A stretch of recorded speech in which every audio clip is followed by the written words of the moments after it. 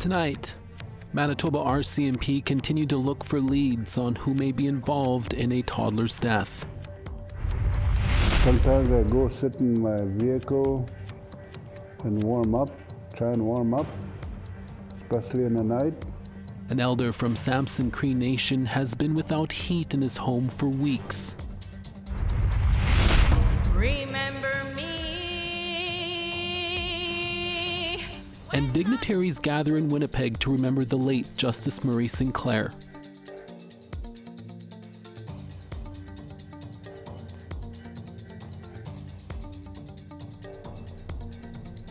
Good evening, I'm Cree Elder. Welcome to APTN National News. Manitoba RCMP have found human remains along the banks of the Winnipeg River belonging to a person who went missing on November 3rd. RCMP have confirmed the remains to be that of Christian James Latander of Saugeen First Nation. The remains were found on Monday, November 11th, and the cause of death remains under investigation pending autopsy results. The Assembly of Manitoba chief said Latander was a cherished father and son, and his passing is a profound loss for his children and their mother, Destiny Lehman. Powerview RCMP and the Office of the Chief Medical Examiner continue their investigation. Manitoba RCMP are also investigating a suspicious death in Norway House. On Tuesday, November 12th at around 7:30 a.m., Norway House RCMP were called to a home in the community for assistance. When officers and EMS arrived, they located a 23-year-old female who was deceased inside the home. RCMP say her death is suspicious in nature, and RCMP Major Crimes have now taken over the case and continue to investigate this week. A man from the Shamattawa First Nation in northern Manitoba has died in Winnipeg, and the suspects involved in his death have yet to be arrested. On Friday, November 8th at around 8:45 p.m., Winnipeg police were called to the 500 block of Alexander Avenue for a report of an injured man. When they arrived, they found a man suffering from life-threatening injuries. Emergency medical care was provided, and the man was then taken to hospital where he later died. The man has been identified as 23-year-old Jamal Eli Preston Miles from the Shamattawa First Nation, but lived in Winnipeg. Police say several people were involved in a verbal confrontation outside, which escalated to the man being seriously assaulted. The suspects fled before officers arrived. Police are asking anyone with information to come forward. RCMP in Manitoba are going door to door looking for any information related to the death of a toddler, Xavier Butler, whose remains were found in a barn in June. She's believed to have been between 1 and 2 years old at the time of her death. Xavier has never been reported missing. RCMP Major Crime Services were in Asher, Manitoba over the weekend, about 30 kilometers south of where her remains were found in a barn, hoping to find more information for what is now a homicide investigation. RCMP say they are looking for more accounts on when Xavier was last seen alive. So far, they are saying Xavier was alive for about a year before her remains were found. Anyone with information or photos of Xavier from after March 2022 are asked to contact the RCMP Major Crime Services tip line at 1-431-489-8112. An elder in the Samson Cree Nation in Alberta says the furnace in his new house has broken down, and with winter rolling in, it's too cold to stay there. As APTN's Chris Stewart reports, the elder is looking for a place to stay warm until it can be repaired. I don't know what to say sometimes. If only there were more healthier programs around here. Elvis Wakino says his furnace stopped on October 20th. He had only moved into the brand new modular home a year ago. Elvis is a widower. He lives here by himself, and he is still grieving over the 2022 loss of his son. He loves his home, but with temperatures dipping, he is forced to use a tiny heater in the living room and bedroom to help heat his place. They don't do much. The floors are freezing. He wears his coat and slippers inside. He has no choice. He's been cold now for almost 3 weeks. Sometimes I go sit in my vehicle and try and warm up, especially in the night. So if only there could be help, I'd really appreciate it. But apparently, where is it? He says Sampson Housing has sent repair people, but a part needs to be ordered, and there is no timeline on when that part will arrive. In the meantime, winter comes closer. This morning, a guy came and he undid something there, and it's all dismantled and everything. So, and they told me try and get a place but where am I gonna get funds? Like to go to a motel or something. At least I'll be warm there. You can't afford it. I can't afford it. He says he has talked to leadership on his furnace issue and finding a warm place to stay. They don't listen. I talk to them, but they'll say, yeah, tomorrow, but tomorrow never comes. I just don't feel good about. I really don't go there anymore. Sampson Communications told APTN there are people looking into the matter, and leadership is not available for comment. If only I could at least get, a room to get, to at least to be warm in there until they could fix the problem here. But where's the help? Chris Stewart, APTN National News, Sampson, Cree Nation, Alberta. Celebrity chef Jamie Oliver is in hot water as he faces criticism for allegedly stereotyping Australia's Indigenous population. The incident stems from content in Oliver's latest children's book, Billy and the Epic Escape. The book received widespread criticism in part for its misattribution of an Indigenous language, as well as for portraying Indigenous children in a negative light. Oliver has since pulled the book from shelves, saying he was, quote, devastated for causing any offense. The unions of BC Indian chiefs have sent a letter to the Council of 5 different municipalities across BC who have denied the harms of residential schools and unmarked graves to stop spreading misinformation. APTN's Tina House traveled to one of those communities and has this story. It all began in January of this year when Sechelt District Mayor John Henderson brought this book called Grave Error, a book that denies unmarked graves, into City Hall and shared it with senior staffers. Mayor Henderson declined APTN's request for an interview, but Deputy Mayor Brenda Rowe agreed to address the issue. We don't feel that that was an appropriate action. This is not about freedom of speech or the right to read. This is not about book banning. This is about being in a position of leadership in our community where our neighbor that we are 1 kilometer away from is Sechelt First Nation. And we just don't see that as part of a leadership role. The Union of BC Indian Chiefs recently passed Resolution 2024-33, Rejection of Residential School Denialism, calling on not just the municipality of Sechelt, but also the municipalities of Powell River, Quesnel, West Vancouver, and Kamloops to advance policies that acknowledge and take responsibility for the history and harmful legacy of residential schools and support healing for survivors.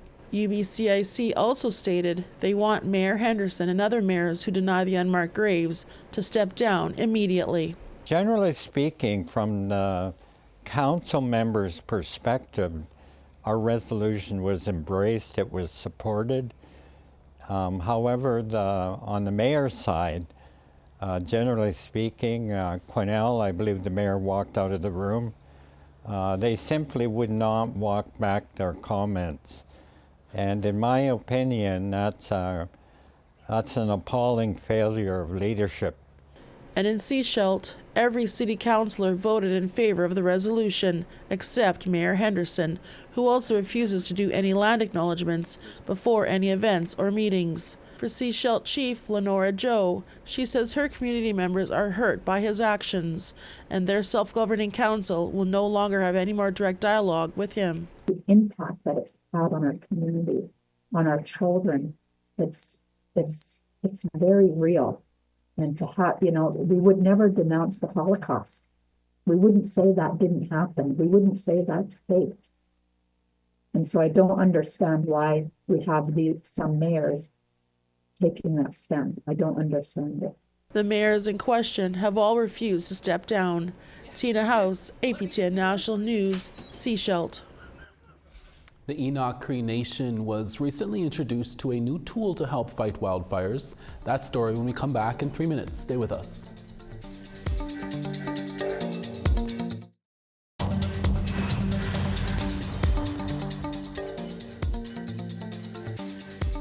Welcome back. A Calgary company says its new mobile rain tower can protect valuable infrastructure from wildfires.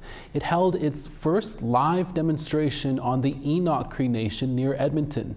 Once again, here's APTN's Chris Stewart. This 100-foot-tall tower is capable of throwing 4,000 liters of water a minute over a large area to prevent damage from large wildfires. The Enoch Cree Nation hosted Wildfire Innovations Rainstream Mobile Tower for a test run. Firefighters from nearby communities were here to see how this unit can protect infrastructure before and during a wildfire. When you have a whole bunch of these together, it can create 10 millimeters of rainfall in under 2 hours over a huge area. The key is that this covers between 4 and 7 hectares, or it covers between 10 and 20 acres for each tower, right? So when you have a whole bunch of these together, they can protect a huge area over towns and communities. Don Hallett created the unit. It can be hauled with a large capacity pickup truck and set up in 20 minutes. Hallett says it fits in perfectly with traditional firefighting methods. He did not give a cost, but says it is much better than the alternative, losing everything to fire. I recognize that the aerial are strapped and doing the best they can to fight fires, and then with the ground system, so I thought we need something in between that maybe would reach a lot farther to protect a larger area, and that's why I've come up with this. It's sort of to close the gap in between what's on the ground and what's in the air.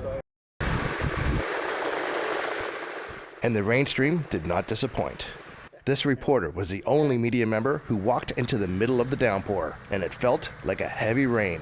Puddles quickly formed, and the trees were soaked. While most leaders from Enoch were watching from their nearby hotel, Councillor Shane Peacock watched firsthand how effective the unit is. This is awesome. This is an opportunity to new innovation that's come out from Rainstream and Wildfire. It's something that I've looked and thought of often here, especially in Alberta, especially for our small community of Enoch Cree Nation, of how we can protect ourselves better. Councillor Peacock feels Enoch should buy one or more of these towers. He hopes other communities will look into this new technology as well. We live in a different climate, different world right now. Alberta, we've seen it, we've got a history. More importantly, we need to take better care of our lands, and this is one way of doing it. It's being preemptive, and that's one thing we've learned in the past, and one thing that us here in Enoch would like to help promote. Chris Stewart, APTN National News, Enoch Cree Nation, Alberta. Now to British Columbia, where former Premier John Horgan lost his battle with cancer on Tuesday at the age of 65. Condolences are pouring in from across the country for a man respected by all parties in the halls of power. John Joseph Horgan was first elected as an MLA for the Langford-Wong-Dafuka riding in 2005. In 2014, he became the leader of the BC New Democratic Party, and then in 2017, he became the 36th Premier of British Columbia until he stepped down in 2022 due to health reasons. Horgan was instrumental in getting the United Nations Declaration of the Rights of Indigenous Peoples Act implemented, making BC the first to adopt UNDRIP to law in Canada. This was Horgan's first time battling cancer. He leaves behind his wife Ellie and their 2 sons. A national commemorative ceremony was held on Sunday for the late Murray Sinclair. T.R. Wheatley was there, and she put together this soundscape with some of the highlights. We honor a very special man, my father, the Honorable Murray Sinclair, Mija Nagije Keban. So, Bojo Dinwe Magaraduk, Nigon Webedam Nadishna Kos Namago Shindo Dem Nimenwenda Momayayan.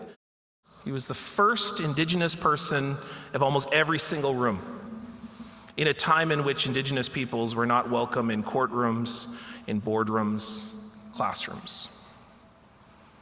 That meant he spent a lot of time explaining, teaching, listening, and walking alongside a country that didn't always want to hear what he had to say. What is my purpose in life? My purpose in life is in my name. The name we now welcome the Right Honorable Justin Trudeau, Prime Minister. Murray always thoughtfully listened, even when he disagreed. A smile that would come every time he'd gently but firmly point out where I might be wrong. Fill in an element that I hadn't thought of, but really should have. Or, like a real teacher, encouraged me to just put a little more work into my proposed solution. My name is Phyllis Webstad. I'm the founder of Orange Shirt Day. One of the things that the quotes I use in my presentations for him are, Canada will know it's close to reconciliation when Indigenous people no longer refer to their lives as a healing journey. My name is Harold Cochran. Murray was general counsel at my law firm called Cochran Sinclair, and we changed it effective October 24th, so just before Murray left us. More importantly, he was a mentor to me, so I'm here to pay respects to the family. He's left a big shadow, big steps for us to follow, and I know at our law firm he's been involved in a lot of the class action work that we've been doing, all meant to address historical wrongs, and that's one of Murray's legacies. Let truth be a key to freedom and bind you to the path that holds the light. My name is Grandma Shingus, Jerry Shingus. Murray, that I want you to know that you gave so much love to the survivors, including myself. And today I want to bring that love to you and to your family. I'm Dan Vandal. I'm the MP for St. Boniface, St. Vital, Minister of Prairies, Minister of the North. Well, I first met Murray around 1986 when I was working for the Mamawewichi Tata Center. He just led by example. The message I took away from my interactions with him was never be afraid to advocate what you believe in, and always, always, always be proud of where you come from. We would like to now invite Her Excellency, the Right Honorable Mary Simon, Governor General of Canada. At the Truth and Reconciliation Commission, I was very emotional. Senator Sinclair came to me and comforted me with warmth and compassion. People felt a sense of trust and authenticity around him, that they could be who they are without judgment.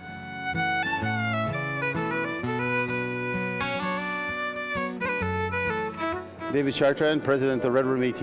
His name will linger in the halls of courts, in the halls of governments and parliament. But you look at pride. You know, he brought pride back to our people without anybody realizing what was happening, as the change was happening. You've seen the people, Indigenous people, stand up and begin to defend their rights, begin to stand up for injustices. My name is Cindy Woodhouse-Neepanak. I'm the Assembly of First Nations. I'm the National Chief. It's not always easy to talk about the history of this country, what has happened with residential schools, what has happened in the justice system. He spearheaded those head on, and he's changed the trajectory of our people. We're thankful to his family for sharing him with us. I want to invite someone who has been very kind and generous to celebrate the life of my dad, Premier Wabkanu. Consecrated by a traditional pipe, Murray swore me in as the 25th Premier of Manitoba. And on that day, he shared those words with us. You have to learn to love the people, even when they don't love you. But I have to say, in the days since Murray drew his final breath, I've reflected that it's not just good advice for leaders. That is good advice for life. Remember me when the sun comes up in the morning sky. There I will be, soaring with the eagle so high, feeling free. Remember me. Thank you for that story, TR. 3 Indigenous writers have been awarded this year's Governor General Literary Award. We'll tell you when we come back in less than 3 minutes. We'll be right back.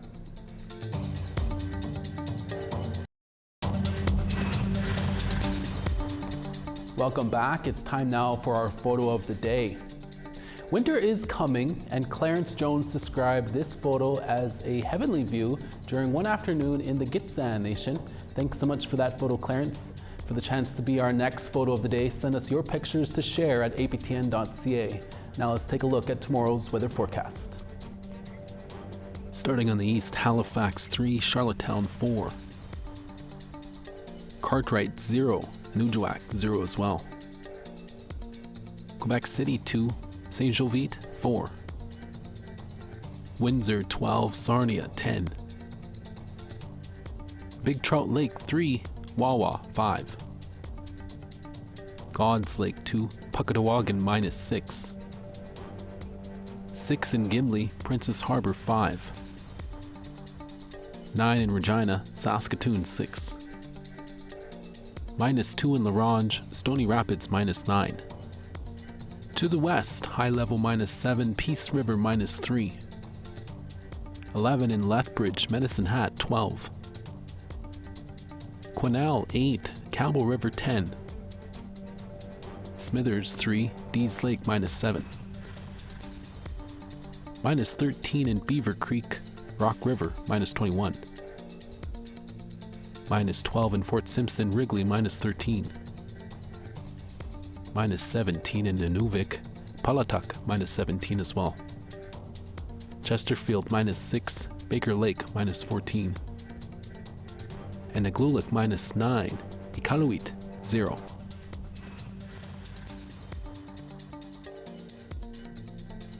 Three Indigenous writers have been announced as winners of the prestigious Governor General Literary Awards. The awards play an important role in the recognition of a diverse and unique literary landscape in Canada.